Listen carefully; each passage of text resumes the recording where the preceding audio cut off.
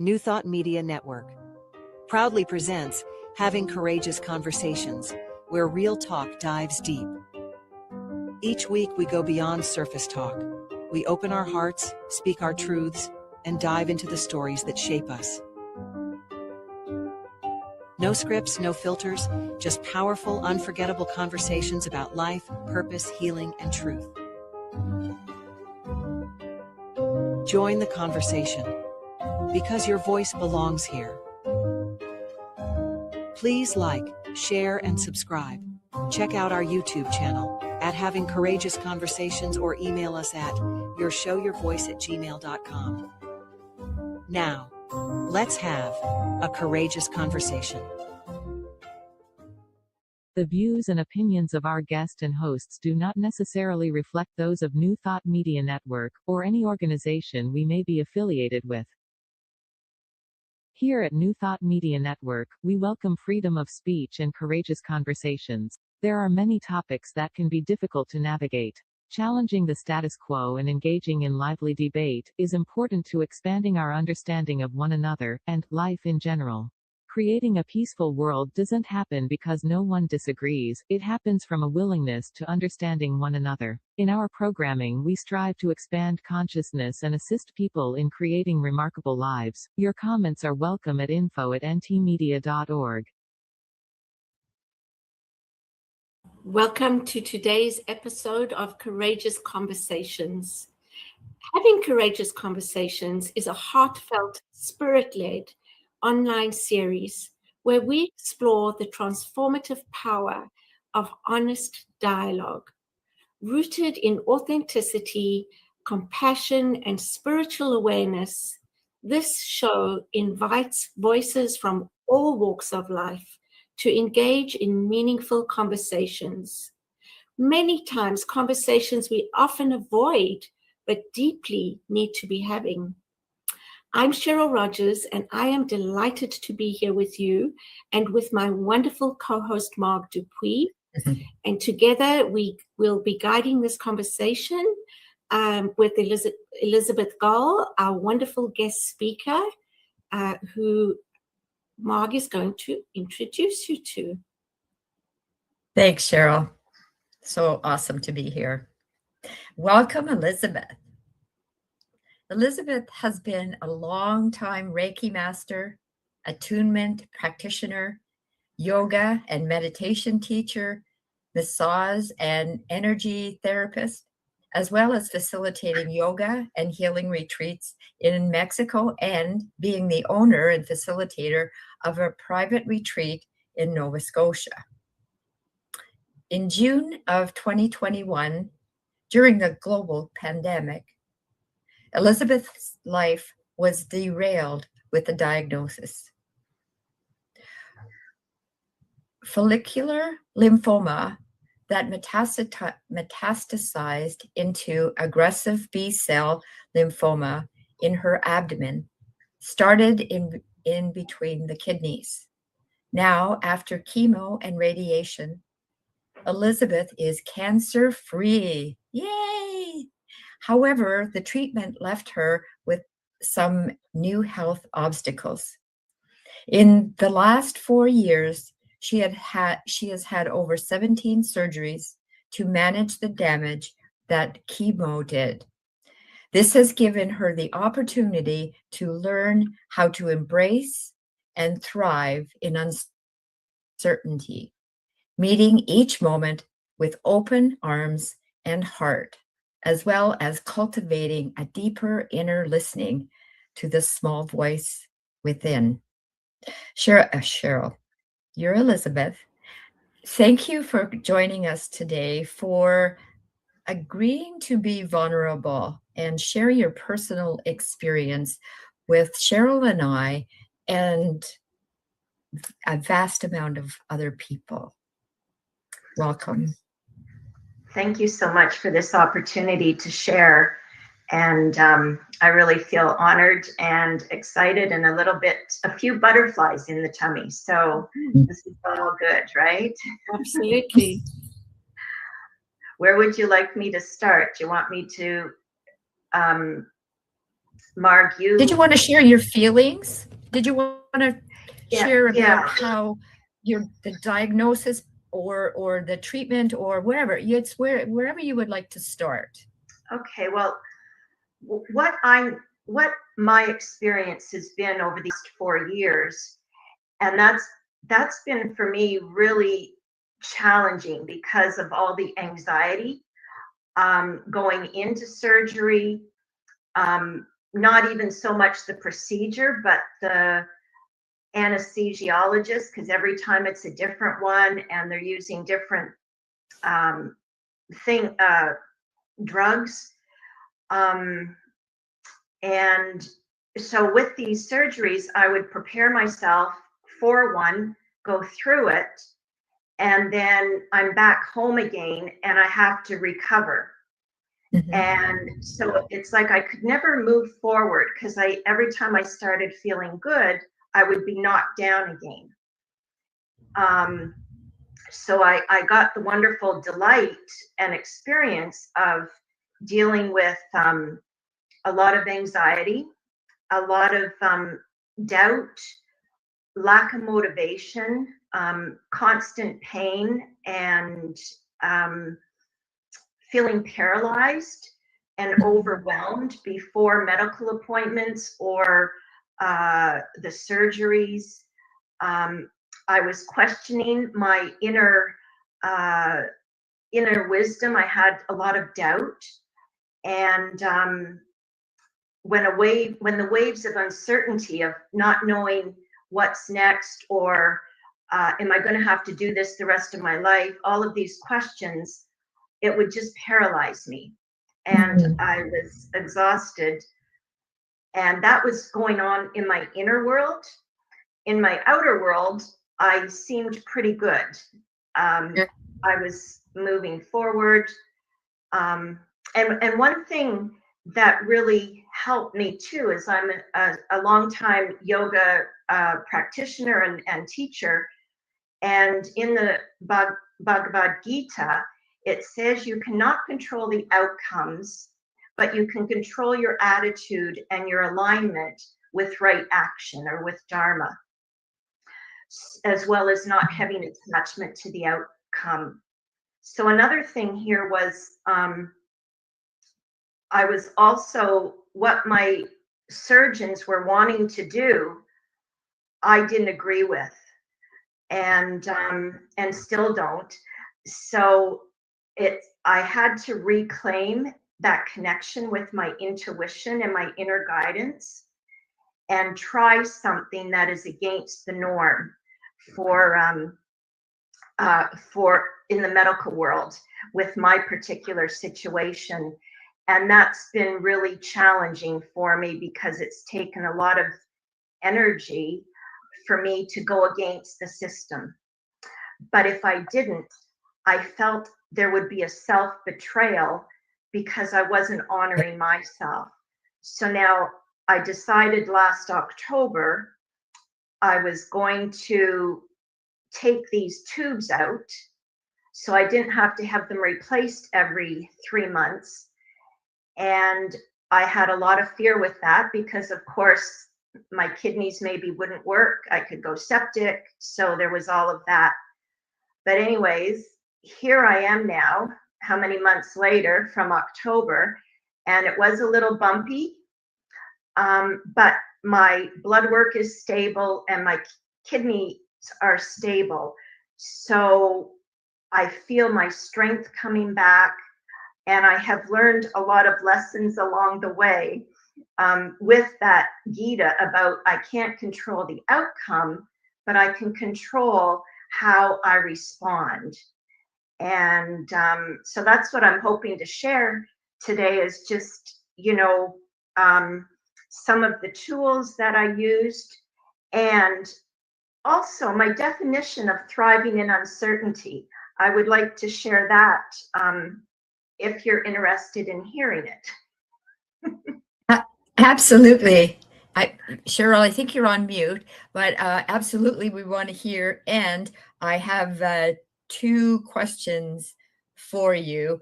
One is, when you said you had the opportunity to have all these experiences. Is that a bit tongue in cheek? Because you just, yeah, delight and opportunity. So yeah. I caught that same question, Mark. So yeah.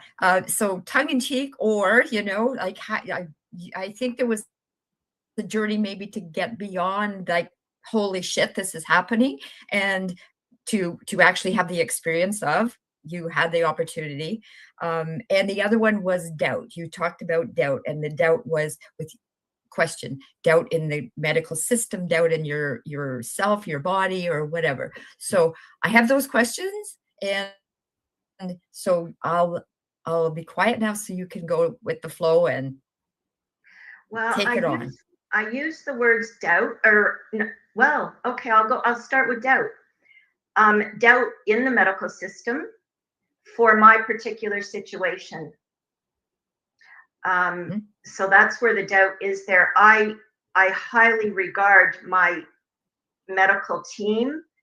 I appreciate her and all her tools, and for bringing me as far as she could. I still want her to keep me on the radar because I don't know what's coming tomorrow. So I'm grateful for her. And then self-doubt is this really going to be okay for me to have these tubes removed? So it's really then cultivating that trust and faith, which is, you know, it's a daily practice for me. And then the language I use about delight and I don't remember what the other one was. Opportunities. Yeah, well, I feel all of this has been an opportunity for me to grow and learn. And I use the word delight rather than, like, I mean, I do use a lot of other words too. Thank you. There's a time and a place, you know, and my partner, Larry, he has seen me in, you know, I'm just sick and tired of being sick and tired.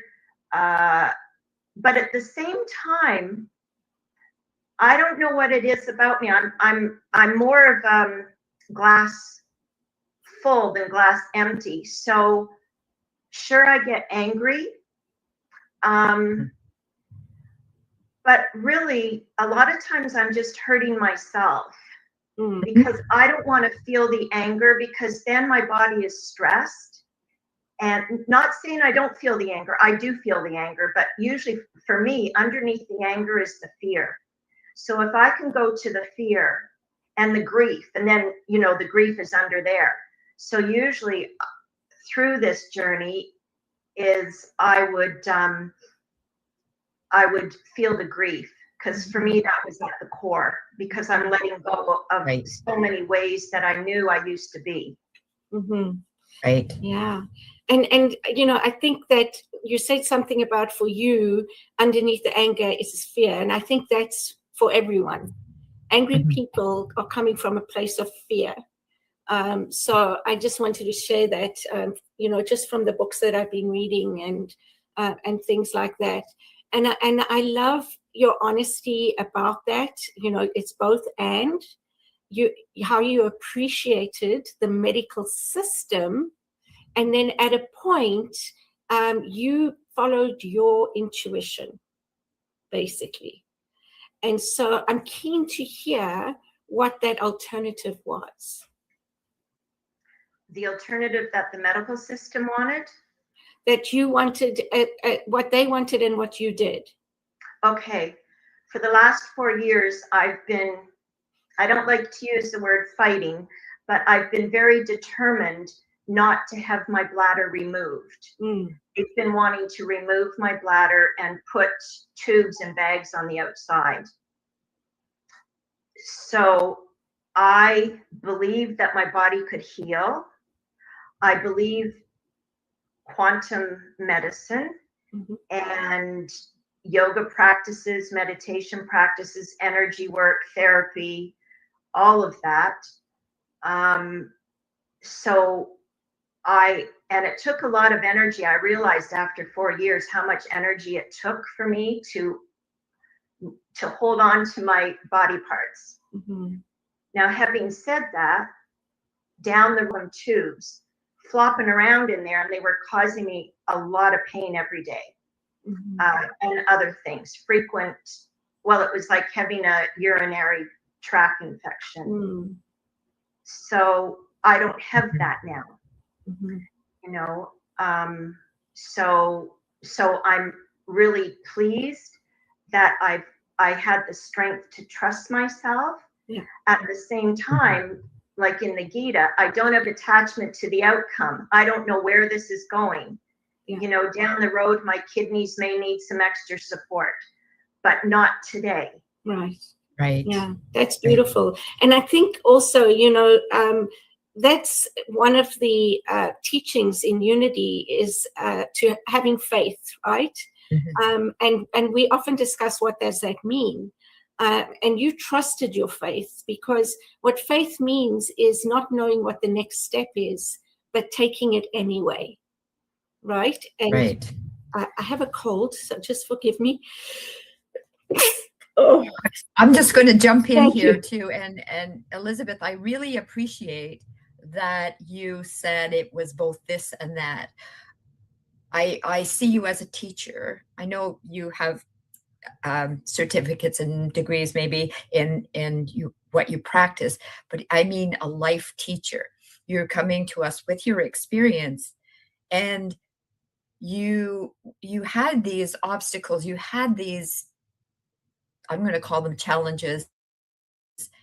You faced them, you felt what you felt, and you were able to see a bigger picture. You were able to have a vision, and you shared both of those sides with us. And I really trust when a teacher speaks to me in that way, because it feels real, that being human, there are different emotions, right? So I thank you. And I wanted to share, because this is my belief, and it's not everyone's, but I believe, and this is, I don't really talk about, well, this is courageous conversations, right? So here goes. I believe that my soul, before I was in my physical form, made these decisions of how things are going to unfold. So I believe the diagnosis of cancer is something that I already agreed to in my life previous, and that I needed to clear something, whether from other lives or whatever, so that I can learn these lessons and move forward with a greater sense of purpose and wisdom, I believe.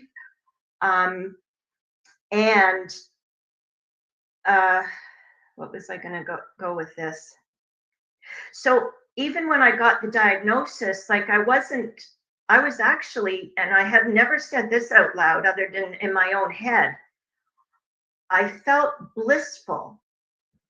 And only in the last month has it dawned on me why. And I feel it's because my soul I was connecting deeper to my soul. That this wasn't a bad thing, this was part of my journey. And I feel whenever I am aligned with my soul or my source within, that I feel more bliss. I'm still having the human experience because I'm in this physical body. But when I'm really aligned and coming from my source, I feel more blissful. And it can be really a little muddy, because in the Gita it says, just because something is pleasurable doesn't mean it's good for you. And just because it's good for you doesn't mean it's pleasurable. But if I come from a place of living from my soul, knowing that going through that experience that I did and still am, it may not always feel good, but on another level, it's the right thing. It's pleasurable. I don't know if that makes any sense to you, because there's layers here, right? I love that.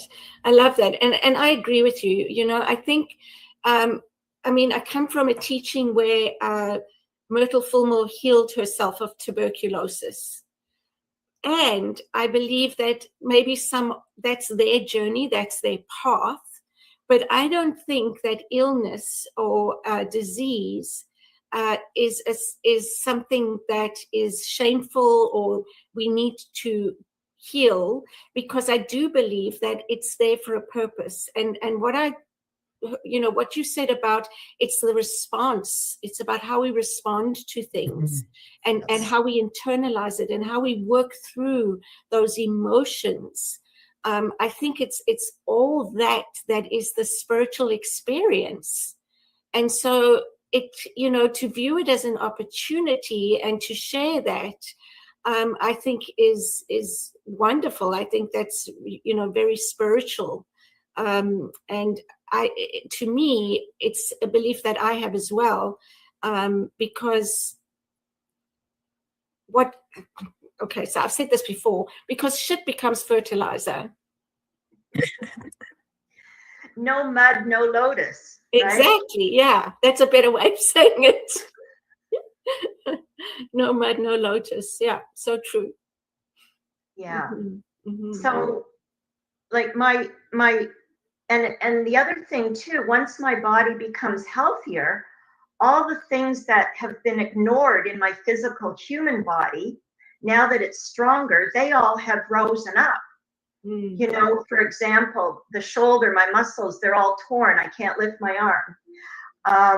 My foot has a ruptured or dislocated permanent metatarsal joint. So it's like all these physical things are rising up now because I have more strength and energy to deal with them. But also, that's where I would say the F word, because come on, give me a break. I've just been through this and now there's more coming down the pipe. So that brings me to, okay, what is my definition of thriving in uncertainty? And for me, like in the Gita, it says, okay, you can't control your outcome or your outcomes, but you can control your action. So start to take action. And so my definition of thriving in uncertainty is maintaining a stable state of well-being while improving on my progress. And then to unpack that a little bit, it's having a peaceful and contented heart and mind and making progress. So making progress is the action. And I ask myself, well, and it's also like getting all my ducks in a row. What needs to happen today? But before that, and also what are my goals and visions for myself now in this new body, this new time of life, and it's not just cancer. It's just, we're always in a new stage of life or new situations. It's not just people dealing with an illness. There's so much uncertainty in the world in general and change. So that's basically my definition, is maintaining a stable state of well-being while improving on progress and keeping them achievable, keeping the daily goals achievable, and anything else is a bonus. So, asking myself, well, what action can I take today? So because my body was just incredibly fatigued and lack of motivation, not just physically, but mentally, and it just sucked me dry of my motivation or enthusiasm or zest for life. So I learned to do my meditations laying down, listening to guided meditations, guided yoga nidras, which was really difficult for me because I've always been one to get out of bed early and go and do my practices. So I had to really surrender and accept a lot of these new ways of doing things and discover what the new way is. And I've also realized that surrender and acceptance, I think those two words can kind of go together. they don't mean that you're compliant, complacent, or passive. Basically, once one surrenders or accepts, it means you're open to possibilities, and I've let go of that inner struggle. So that's something that I've really been working with, is more about the surrendering and accepting and be open to possibilities. Like, those three things go together, and then there's a way forward, to cultivate that inner stability in uncertainty. And for me, it's through the body. It's breathing, connecting with my body, because it felt like before all this happened, I had all the pieces of the puzzle and everything was whole. And then everything got blown apart. So now to put the puzzles back so I can be whole again. And what does that look like or feel like? Because everything's so different. Yeah. And to practice those, to me, they're spiritual concepts, everything you've spoken about: surrender, acceptance, the things that you worked through and how you worked through them. I think a lot of us I'm going to say those of us who are fairly healthy take some of that for granted. And we don't really understand what it means until we put in a position that this is the work we have to do.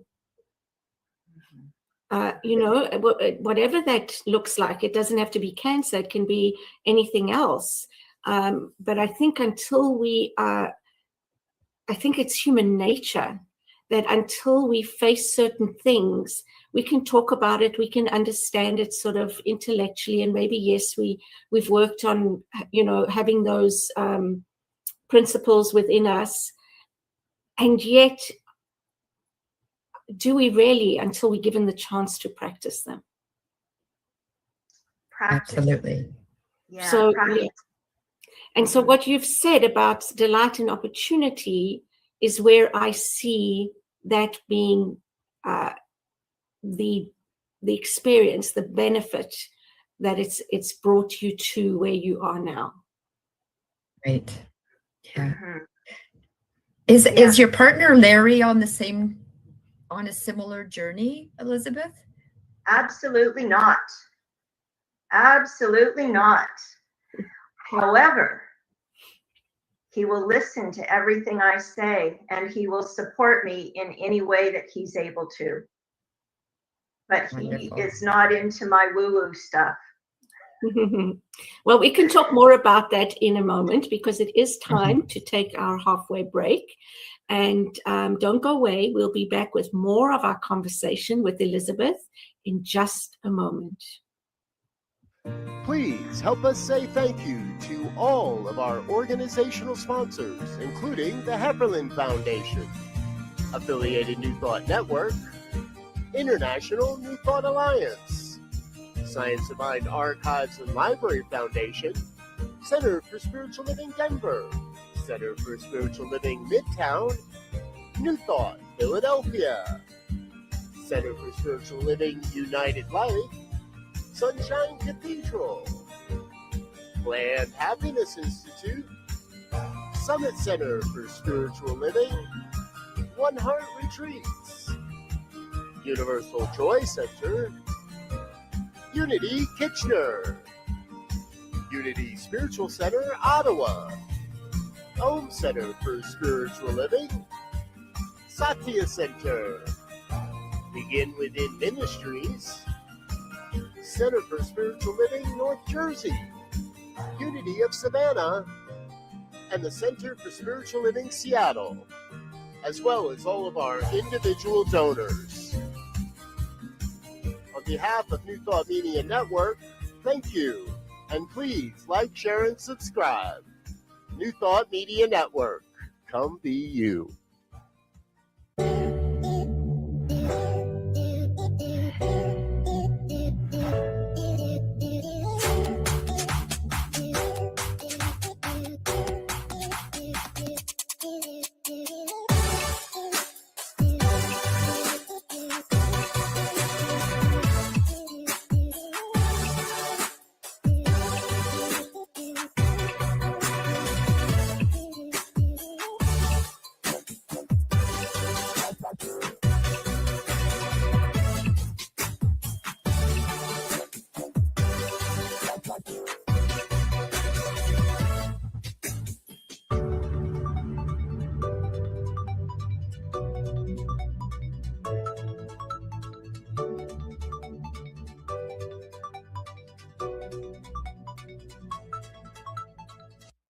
Come expand your spiritual journey. Join us for Just the Talk, Sundays, 1 p.m. to 6 p.m. Mountain Time. Experience Unity Kitchener and Ottawa. Center for Spiritual Living Midtown. Center for Spiritual Living Denver. Unity of Garden Park. New Thought, Philadelphia. The Sunshine Cathedral. Unity of Savannah. And the Om Center for Spiritual Living. Come unleash your spiritual potential with New Thought Media Network. Well, welcome back. Thank you for staying with us. And we're excited to pick up with Elizabeth. Mark had asked a question about her partner, Larry, being on the same page. And Elizabeth, you just started sharing that you're absolutely not. So how do you navigate that with him? Okay, I'm going to rephrase that. I might have been a little too overzealous there. He is tuned into energy work. He goes for acupuncture, different things like that. He practices yoga, but only when I'm teaching, which is still good. And he has his own way of spirituality. So I'm very right brain and very expansive and maybe a little bit out there. And he is the Capricorn, very grounded, he's into the science. So really it makes for a good combination, even though it's frustrating sometimes because I'll say, well, this, but then he wants to see it from his smartwatch. For instance, he's wonderful. We went to a sound bath meditation, and even though we know for years the benefits of the nervous system and on the heart and everything, he really got it when he could look at his smartwatch on his wrist and say, oh my gosh, my heart is in the resting level. So it's an interesting journey. I wouldn't want to be with anyone else at this stage of life. We do have lots to talk about, and he helps to keep me grounded as well. Because I can be quite expansive, but I'm pretty grounded as well, though, too now. That's wonderful. Yeah, you complement each other is what I'm hearing, and I can relate to that. It's interesting because my husband says he doesn't have anything to do with this, but then he'll make comments, or I'll ask him to listen to something I've written, and he'll give me feedback, and he says, and we know all that. I'm like, oh, okay. So yeah, it's very interesting, but generally he just goes on with his life and I do mine when it comes to this kind of thing, the spiritual side of things. Yeah, I think what I do appreciate is that he is open to having conversation, and he has the courage to show up also for conversations that may be quite challenging. That's great. So yeah, I appreciate that. Yeah. Yeah, it makes a huge difference. Yeah, I think that's why these conversations, these real conversations, are important to share, because it's not like, okay, you don't have a mini Elizabeth for a partner. We don't go around with these mini me's, and life is fantastic because we all agree on the same thing. And I think having these conversations is important as spiritual teachers. And students. Absolutely. Yeah, we all teach and we're all students. So yeah, I think life would be very boring if we all agreed with each other. It might sound nice, but maybe for a day or two. No, I know my partner, he would say he agrees to everything because I always get my way, but I beg to differ. Yeah, yeah. Um, So, yeah, where do you want to go next, Elizabeth? well, I just wanted to say a few of the things that I do, that help me with thriving in uncertainty or navigating it better. And that is, I start my day with an intention. After I do some bodyful meditations, laying in bed now, and then I like to just ask myself, what's possible for me today? And really opening up to possibilities. And sometimes it's possible for me to experience a walk. It's very simple. It's not rocket science here. It's very simple, but it helps create a foundation, I found, or asking myself, it's really about a lot of self-reflection and being curious, like asking myself, okay, what small action can I do today that will support my well-being? And then whatever comes up for that, I like to create the inner stability. So I do that, one, through meditation, but also asking myself, okay, there's so much uncertainty. What am I certain about? Wow. Because if I can connect with what I'm certain about in this moment, like I'm certain, okay, I'm in this body. I'm certain I'm going to go brush my teeth. I'm certain I'm going to go have a shower, like very simple, because that's sometimes I can only deal with bite-sized pieces. I'm certain that I'm going to eat something healthy today. So what am I certain of? And that kind of has helped me, that's helped me navigate through feeling so lost and like, what now? Because everything is so different. And also really being present, like with the inquiry again of what am I feeling? What is true for me now? And I had to really work at this the other day. Last week, I was having a really difficult day and nothing was working. All of my tools, nothing was working. So I just had to sit, or maybe I walked and just asked, okay, what am I feeling? Like I didn't even know how to eat that day. These are the things the waves that come up and paralyze me. So, and partly because my mind is saying, well, you got to eat breakfast. It's breakfast time. Yeah, but I'm not hungry. So for me, it was really cultivating. Okay, Elizabeth, what are you feeling like now? Well, I just want celery juice. Not everybody's cup of tea, but it's something I do for my well-being. And that's all I wanted. I didn't want to eat any breakfast. It's delicious, actually. And it's beautiful and green. And then I didn't eat my breakfast until like after lunch. But that's just a way that I'm learning, like what's true for me now. Just because everybody says, oh, I better eat breakfast now, but I wasn't wanting breakfast. So it's these simple things of what is true for me now. And I think that's, I think we can all use that just to be more in touch with what we're feeling. Like how often have I said something that I'm not really feeling at all, just out of a knee-jerk reaction?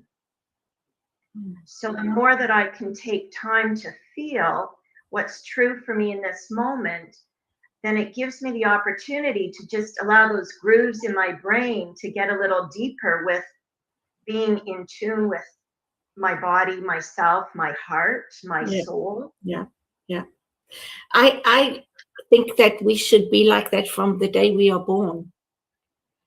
But we get so conditioned, right, by society and the expectations and our family. And it's no fault of them because they were conditioned and their parents were conditioned. And, with these expectations of you must eat your dinner or, you're not going to get pudding. And I even see some of this with my son and it's like, just let them be. But I think as adults, we have some of us, I'll speak for, have a lot of issues because of that upbringing with that education, there's no fault of anything or anyone. It just is. And then there's a lot of undoing, a lot of dismantling stuff when we're older, because we don't understand, why do I feel this way? Why do I get so insecure in this situation? Those kinds of things. And in internal family systems, and I can't remember his name, Richard Hawkins? No, David Hawkins. Anyway, it's really about going into yourself and calling the parts of you forward that are feeling this way and exploring that, because we all have different parts in us. And where does that come from? And so how do we let that go? So I think it's very wise. And I think hopefully one day we'll evolve to recognizing that we have everything we need inside of us. We don't actually need someone else outside of us to tell us who we are and how to be. I think love is very important. And yes, sometimes for safety's sake, we're there. And I think we could be doing things a different way. So, yeah, I agree. And, I think different stages of life too. Like, I mean, as I said, I had a real grasp on who I was before, and my inner connection and living with my soul in this body. And then through these last few years, like being this whole different body, and I mentioned this before in the other podcast about treatment, felt like everything was stripped away and all that left was my essence. So, but really, isn't it wonderful? Like in yoga, every time we begin a new class, it's like coming with the beginner's mind, or each new day with the beginner's mind. And there's such value there, because if we can let go of all those old beliefs, those old conditionings, but first we have to identify them, and being present, being curious, where is this coming from? Is this what I'm really feeling, or is it my mind telling me this, that I should, and I don't even like the word should in my vocabulary, and then be present, be curious, and living in possibility. There was one other thing I wanted to say. I'm just going to get, because this keeps bubbling up for me. I'm feeling AI gets a really hard rap these days by a lot of people. And I need to put a little shout out there to AI for me, because before this year, I did all kinds of research on finding my diagnosis, which what the diagnosis is chemical damage to the bladder, the lining of the bladder, a chemical damage. I couldn't find anything on anything what I was going through. But now we're in 2026 with AI and ChatGPT, which I know you got to know what you're doing. But for me, it has helped me in educating myself to ask educated questions to my surgeon, to my doctor, to my, other like I put in my situation and what is a good question to ask for my situation. And it's been giving me really good advice. I just want to put that out there, because I know I've said it to a few people in my circles, and they were surprised, because they've only heard or had bad experiences. I think you have to really be a free thinker and have a good bullshit barometer to know what's right and wrong for you. Like I check in with myself, and does this resonate with me, this question? And the questions I found have been really helpful for me to get clear before I have my appointment with my urologist or my doctors. So I just wanted to say, I don't know if any of you have had any experience like that. Well, I do use ChatGPT. I've just started, I haven't really delved into Copilot. But yeah, and sometimes ChatGPT will say something and I'll challenge it and it says, oh, you're right. Thank you for bringing that to my attention. But, or I'll say, you said this, or you didn't give me what I asked for, whatever the case may be. But I do see the value in it. I really do. And I think that it's not going away. So, we need to get used to it. I do think that just like anything in life, there's a dark side and a light side. Mm-hmm. And it's the same with that. It's the same with the internet. It's the same with all these other technology things that have come into our lives. So to be able to use it and to use it wisely and to use it with right intent, I think is what's important. Yeah. And keeping the human aspect of it too, so that it's not a prescribed or whatever that's coming out of one's mouth, right? But I think it certainly has value giving knowledge, that's for sure. It is 10 minutes before the end. No, is it 10 minutes before the end of the show? And Elizabeth, I want to have an experience that you suggested that you might share with us today. And so if you're still up for it and the timing is right, please feel free to share. Okay, well, I thought I would just give a little grounding practice that we could do, and it'll be brief. And I just invite you to, it will be similar to a meditation where we go inward and feel our bodies and our breath. And it's just a little breathing exercise within our body. So I invite you, and if you wish, you can take off your eyeglasses and close your eyes. If it feels comfortable for you to close your eyes, and just feel yourself sit here in your room. Feel the support beneath you. Feel your feet on the ground. And then taking a deep breath in through the nose if you're able to. And just let it out. Let go. And on your next inhalation, allow that to draw you into this moment. And as we close our outer eyes, we open our inner eye.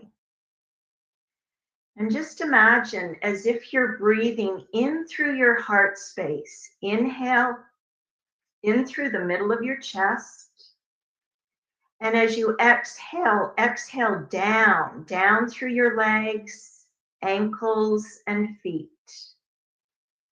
Next, inhalation in through the heart center. Exhale down through the legs and feet.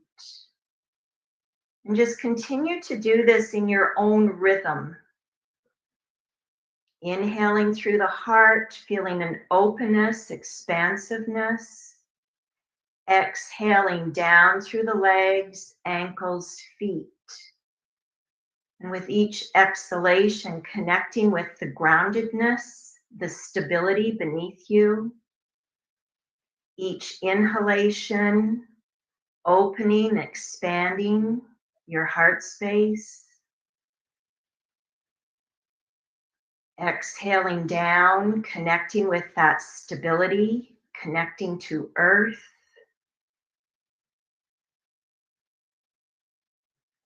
And from this deeply rooted place, you may feel trust, ease, and maybe even some excitement as you move into your day. As you inhale, feeling your heart open and expansive. Exhaling down, feeling grounded, rooted.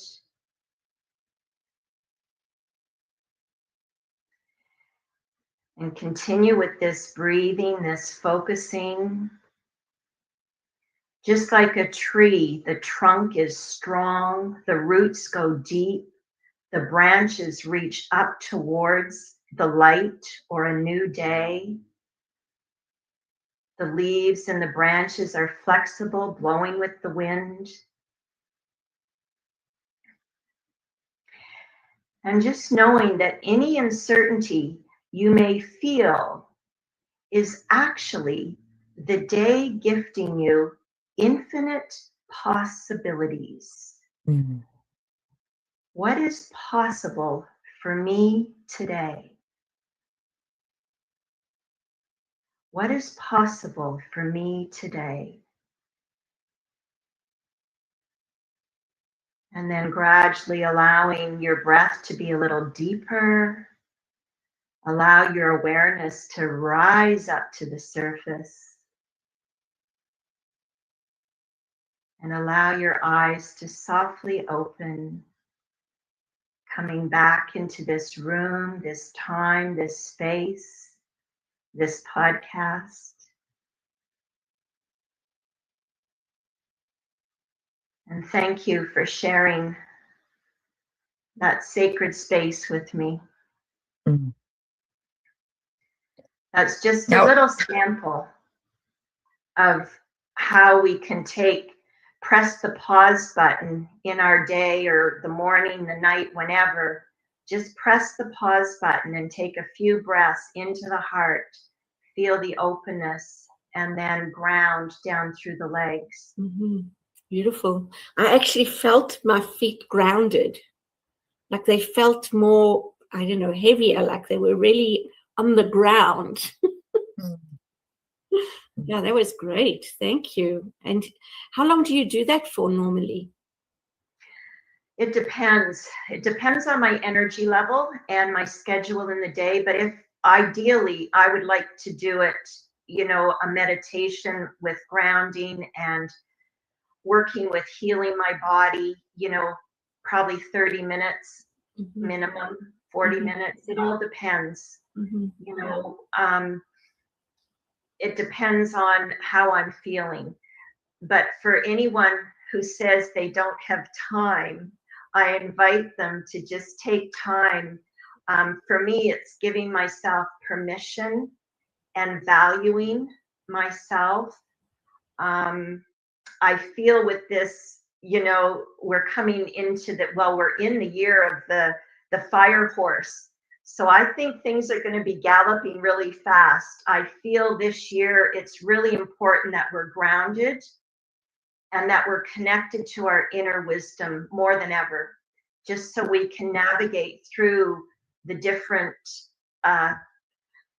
adventures that may be coming our way. Mm-hmm. Yeah, I agree. I've been listening to some of that stuff as well. And apparently, March, July, and November are key months this year. And it's going to go quickly. And it's not going to be easy. And, that's part of going through change. I like that you gave us a little sample, Elizabeth. I'm grateful for that. And what I heard Cheryl said, that even just in those few moments, she felt her feet were grounded. Mm-hmm. And so you talked about time. If somebody is saying or feeling they don't have time, there's an impact on just a few minutes. So I hope people will allow themselves that few moments of time. Mm-hmm. Mm-hmm. Yeah. And I do. Go ahead. Sorry, Elizabeth. For someone who often says to myself, I don't have time, or whatever the case may be, I know that I can make the time. It's just an excuse. So I think that's probably for everyone. We can all make at least half an hour for ourselves. I mean, what's more important than that? If we're not working on ourselves, how can we be there for others?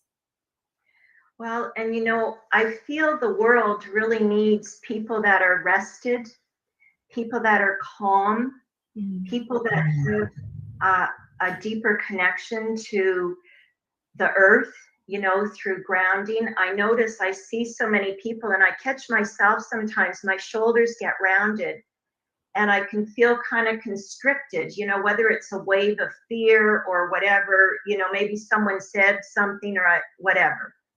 But if I can just breathe in and feel that expansiveness through my heart center, this is where we give and receive love and peace. And It's amazing if you study, Heart Math Institute, just the electromagnetic field that comes from our heart, but yet at the same time stay grounded in our body, down through our legs, our feet, feel the earth.